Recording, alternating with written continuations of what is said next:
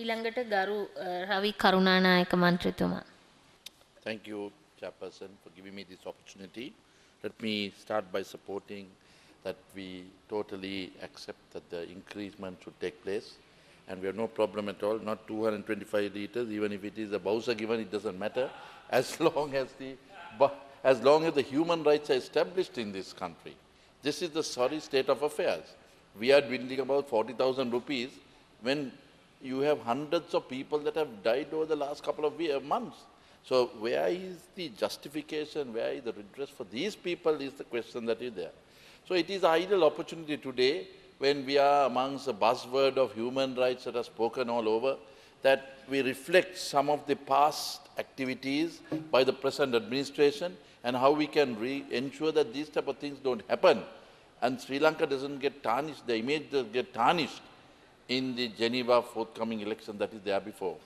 So, Madam Chairperson, all I want to basically mention is if the independent commissions that have been established long ago was ensured to take place, the very fact of the independentness of these commissions would have solved the issue. There wouldn't have been an issue to fight around if the sense of independence, true sense of independence was there. But today, the bribery corruption is becoming under the president. The human rights is under the president. Every single state has become politicized. So the politicization process had led to the disbelief or the lack of confidence or the erosion of confidence that is there. And this is the result today that basically people have lost confidence in the system.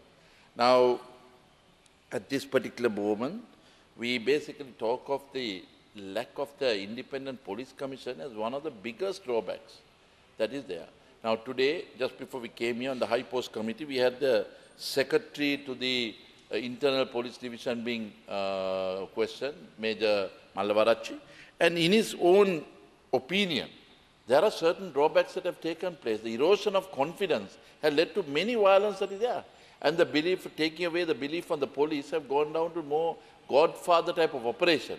And this has led to the commotion that is going on. So I won't labor too much on the Independent Commission because these have been spoken day in, day out and recently been broken by the government simply for the existence and to ensure that all their the presences, the passings are swept under the carpet. Now, if this is basically opened up, many of the problems that are there. Today, if you look at the situation that is there in Geneva, the very aspect that Geneva has become such a hotbed is not for anything else except for the reason that the government-owed promises have not been fulfilled. I am not a great expert on the areas of human rights, but I am also having a common sense that would display that if the implementation of the Constitution takes place in a proper sense, none of these problems do exist. Now, in 2009, since the war is over to today, the peace environment, we have 5 years of peace. But where has the peace dividends gone down to the people?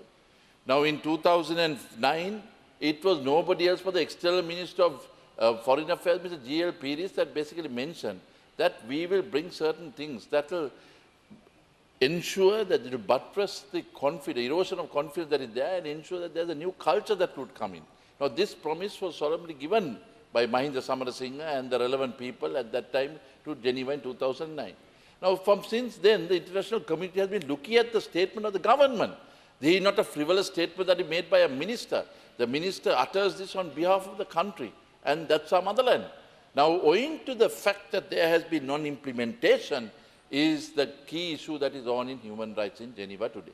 Likewise, who is the person that responded to the Indian Prime Minister and said on 5 instances, we will ensure, now that the war is over, we'll ensure the human rights are improved and we'll go 13 plus to ensure that the people get the benefit that they deserve, the devolution that they deserve. And it was retracted. Likewise, the same situation, who engaged with the UN Commission at that particular moment. The Darussalam report had an interaction by the government. And these are the faults that have taken place in the system, and now they can't retract themselves out of it. Now, I am informed that yesterday the External Minister informed the members of Parliament of the government and said the situation is not all that healthy. Now, we as opposition members don't like that situation because these are countries, these are not only the Sri Lanka Freedom Party country. So as a result, it is a bounden duty on the government to mention as to where they have gone off the mark. They were cocky just about 3-4 months ago that out of the 54 members that they will have a astounding victory that is there. Today they're lagging behind where they think that 26 members will vote against and 13 will vote for and the rest will abstain. So it behoves on the government to explain as to the mismanagement that has taken place. You have a foreign minister that is more out of the country than in the country. So his job is that he's been visiting the country. So he must be able to extract the necessary reciprocity that is there so that he is able to get the support that is there to support the country. So, Madam Chairperson, at this particular moment, all I want to say is that we have done our own mistakes and owing to the sense of arrogance, of ignorance, today we are leading ourselves into further problems that are there. The ramifications are still not felt by the government. Now only that you are seeing certain sparks that are flying off, that suddenly Geneva has become a lethal weapon. 4-5 months ago, they were talking of electric පුටුව ගැන කතා කරලා. හැම දවසම මේ සාමය ගෙනාපු මෙතුමට ඔන්න දැන් ඉලෙක්ට්‍රික් පුටුව සම්බන්ධයෙන්. ඒකට අභියෝගයක් කරා රනිල් වික්‍රමසිංහ මහතා. අද ජෙනීවා වල ඉලෙක්ට්‍රික් පුටුව නේ අඩු ගානේ ප්ලාස්ටික් පුටුවක්වත් ගැන කතා කරන්නේ නැති තත්ත්වයක් ඇති. දැන් විහිළුව බොරුව හෙළිදරව් වෙලා තිබෙනවා. ඉතින් මේ නිසා අපේ රටේ කීර්ති නාමයත් එක්ක සෙල්ලම් කරනවා. මේ ජෙනීවා ගැන කතා කරන්න පටන් ගත්තේ කවුරුත් නෙවෙයි. කවුද 1989 සෙරප්පු ඔස්සේ මේ වගේ පිටු අරන් ගිහිල්ලා පෙන්වන්න හැදුවේ මේ ජෙනීවා කියන්නේ මොකක්ද කියලා. මේ අලුතෙන් ඇති කරපු සර්පේ නෙමෙයි. මේ නිකරුණේ අවශ්‍යතාවයේ දේශපාලනිකණයක්. අපි එක්සත් ජාතික පක්ෂ වශයෙන් ඕම සෙල්ලම් කරන ආද එහෙනම් මොන වගේ තත්ත්වයක් ඇති වෙලා තියෙනවද? ඒ නිසා අපි වැදගත් යම් විදිහකින් විපක්ෂ කාර්යභාරය හරියාකාරව ඉෂ්ට කරන නිසා මේ වගේ අද ආණ්ඩුවට යම් විදිහ උදව් කරලා තියෙන ජාත්‍යන්තර අපකීර්තිය නොවන විදිහකට. නමුත් ආණ්ඩුව දැන ගිහිල්ලා මේක තියෙන කීර්තිනාමය නැති කර ගන්නවා නම් මේක ලොකු ප්‍රශ්නයක් ඇති වෙනවා. So on that particular score I was talking of the Independent Commission on the Human Rights. So now that the promises have been made, the government must ensure that they are fulfilled. If they don't fulfill, these are the problems that are there. Now let me get on to a financial benefit that would have been accrued to the country if our human rights was in proper order. The labour GSP. Now this was something which I could thrive because when I was the trade minister from 2001 to 2004, we laboured, we toiled, we managed to sell Sri Lanka and get the labour GSP for our country. And at labour GSP to the country was an advantage of 11.5% of the duty advantage to the country. This was being spoken by the JAFA, the Apparel Association that is there, the chambers that are there, the fisheries institution, and they were saying that they were having about $1.2 billion benefit to the country owing to the reduction of the taxes. Now in today's context, that would have been about $1.6 billion. Now 1.6 billion is 220 billion. Hari koti 22,000ක් මේ බදු වරප්‍රසාද ලබා ගන්න හැකියාව තිබ්බේ. දැන් මේ labour GSP නැතිවීමෙන් කෝටි 22,000ක් නැතිවීම කියන්නේ රටට මුදල් එන්න පුළුවන් හැකියාව නැති වෙනවා. මේක ණය ගන්න ඕනේ නැහැ. මේක චීනයේ අධික 108 පොලි ගෙවන්න අවශ්‍ය නැහැ. මේක යම් විදිය මානව අයිතිවාසිකම් රටේ ව්‍යවස්ථානුකූලව කටයුතු කිරීම සම්බන්ධයෙන් ලැබෙන වරප්‍රසාදය තමයි මේ කෝටි 22,000. මේක එක්සත් ජාතික පක්ෂය ලබලා දුන්නේ එදා 2010 මේක නැති වුණා. නැති වුණාට පස්සේ අපේ යම් විදිය මහ බැංකුවේ ඉන්න පඬිතුයන් මේක පෙන්වන්න හැදුවා මේක ආවත් නැතත් ගන්නක් නැහැ කියලා. ඔව් ඒගොල්ලන්ට ගිහිලා චීනේ ණය අරන් ඒකට කොමිස් කුට්ටියක් ගත්තා මේක ප්‍රශ්නයක් නැහැ. නමුත් අහිංසක මේ යුරෝප හවුලෙන් අපට ව්‍යවස්ථානුකූලව කටයුතු කිරීම සම්බන්ධයෙන් වරප්‍රසාදයක් දෙනවා නම් 111 මාර්ග ඩියුටි රිබේට් එකක්. ඒක වටිනාකම කෝටි 22000ක් නම් ඒක නොගැනීම මේ මොන ක්‍රියාවක්ද? ඉතින් ඒ සම්බන්ධයෙන් කටයුතු නොකිරීම සම්බන්ධයෙන් අපි ආණ්ඩුව වග කියන්න ඕනේ කියලා මේ අවස්ථාවේ මතක් කරනවා. මේක සම්පූර්ණයෙන්ම මානව අයිතිවාසිකම් උල්ලංඝනය කිරීමේ විපාකයක්. දැන් ඒකෙන් කියන්නේ සුද්දන්න දන ගහන්න කියලා. මේ අවස්ථාවේදී කරන්න තියෙන දේ තමයි ව්‍යවස්ථානුකූල කටයුතු කිරීම සහ ආණ්ඩුව විහිං දුන්න පොරොන්දු ක්‍රියාත්මක කිරීම. එදා නැවතත් බැංකි මූන්ටත් පොරොන්දු වුණේ කවුරුත් නෙමෙයි ජනාධිපති රටේ. ඉතින් ඒව නොකිරීම නිසා අද ජාත්‍යන්තර ලෝකෙ මේ බලාගෙන ඉවසන්න බැරි වෙලා තත්ත්වයකට ඇවිල්ලා අද රටේ ජනතාව වගේ බලාගෙන සිටලා ඔබතුමාගේ කාලය අවසానයි. මිනිත්තු 15ක් තියෙනද? තව මිනිත්තු 3-4ක් දුන්නා නම් මම ඒක අවසන් කරන්න. අරගෙන ඒ අවසන් කරන්න. සම්බන්ධයෙන් අපි කියනවා. ඉතින් ඒක නැවත අපි කියනවා LLRC. This is the best way of trying to overcome the problem because this was an internal investigation that was put in by the government. And the cabinet that basically endorsed the report that came in ensured that the LLRC report will be implemented to the letter. But today what has happened is that they are unable to fulfill the promises that they have given. තව කාලේ තියෙන ඔබතුමාට. බොහොම ස්තුතියි. LLRC report that was there is a clear cut, which was acceptable. We as opposition also paid a lot of respect that they were able to ensure that they were able to find fault within an internal investigation that is there and do certain things, because during aberration of peace, there are certain areas that there are human rights aberrations that could take place. But what has happened today is that gross ignorance or trying to cover up all those things have led to a disbelief. And today the government has opened the windows and doors for international scrutiny in India. There is no necessity for any external intrusion into a local affair. But what has happened owing to the promises that have been uttered by a senseless government, a directionless government, that has basically got to pay the price today. So we as opposition members and countrymen would also like to see the government giving a responsible statement. Now, what is the statement that the government gives on the Crimea problem? Now, as the external minister, this is the ideal situation for the government to come forward and display their external policy that is there. The same thing that should basically not happen in another country or not happen in our country should not happen to another country. Now, this is like the Crimean situation, like as if the Indian army comes to Jaffna and basically gets everybody to have a vote and say that they have got to get involved and support India. And India says that the Sri Lankan northern part wants to be in line with the Indian government. So government must come and spell their policies out. This is the ideal opportunity that is there. They can't run with the hare and hunt with the hound and try to basically mismanage the situation at this particular moment. Now, look at the benefit that you could basically get by implementing the constitution as it is. The constitution that was displayed has its faults, but the very aspect of the acceptance of the international community has its benefit. Now, in 2001 to 2004, there was a peace agreement that was signed.